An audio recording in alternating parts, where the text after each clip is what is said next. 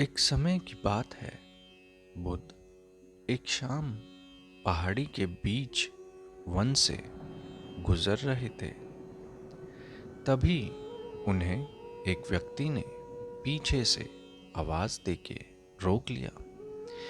उस व्यक्ति ने बुद्ध से कहा कि यह एक घना वन है जिसे दिन में ही पार करना उचित है, और पहाड़ी की शुरुआत में एक गुफा है जहां इस वन को पार करने वाले लोग रात को विश्राम करते हैं। और उसने गुफा की तरफ एक भजन मंडली को भी जाते हुए देखा। व्यक्ति ने कहा, क्यों ना हम भी रात वहां गुजार के दिन में अपनी यात्रा आरंभ करें। बुद्ध ने उस व्यक्ति के इस चिंताजनक विचार का आदर करते हुए उसके साथ गुफा जाने का निर्णय किया। गुफा पहुंचते ही बुद्ध एक कोने में अपनी ध्यान अवस्था में लीन हो गए।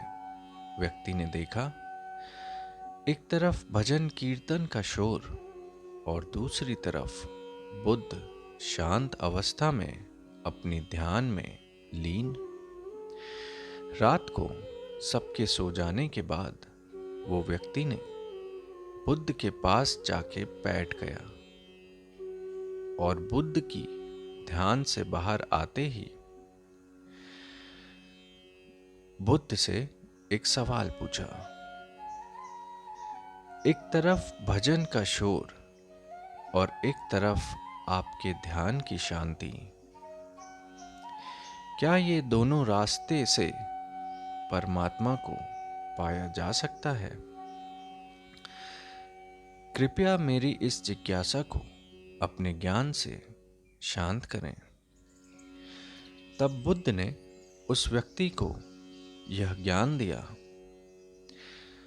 अगर हम ध्यान दें तो ये पता चल सकता है कि हमारा मन हमसे हमेशा कुछ कह रहा होता है। यही मन का शोर है। जिस तरह इस गुफा में सभी बाहरी ध्वनियां चट्टान और मिट्टी से दब जाती है और हम अपने दिल की धड़कन और श्वास की आवाज को सुन सकते हैं, उसी तरह चिंतनशील शांति हमें हमारे मन के हर रोज के शोर से दूर कर देती है और हमें अपने जीवन में सूक्ष्म को सुनने की अनुमति देती है। कान से नहीं बल्कि अपनी आत्मा से सुनने पर व्यक्ति परमात्मा में प्रवेश कर सकता है।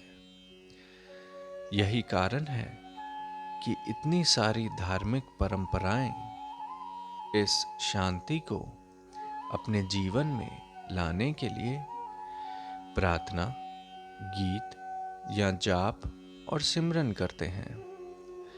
वह ये जानते हैं और समझते हैं कि ध्वनि को बार बार दोहराने की प्रक्रिया से हम ध्वनि को अपने आप में समा लेते हैं और स्वयं को पवित्रता और परमात्मा की ओर ले जाते हैं।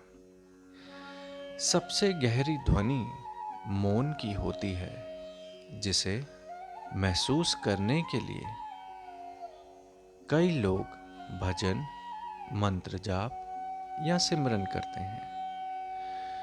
जो मैं कह रहा हूं वो तुम्हें विरोधाभासी लग सकता है। अगर तुम मौन को जीवन और कंपन की अनुपस्थिति के रूप में देखते हो, लेकिन एक ध्यानी के लिए मौन और ध्वनि विपरीत होते हुए भी एक ही रूप है। यह ध्वनि और ध्वनिहीनता दोनों है और इसी संगम में ध्यान की शक्ति का उदय होता है।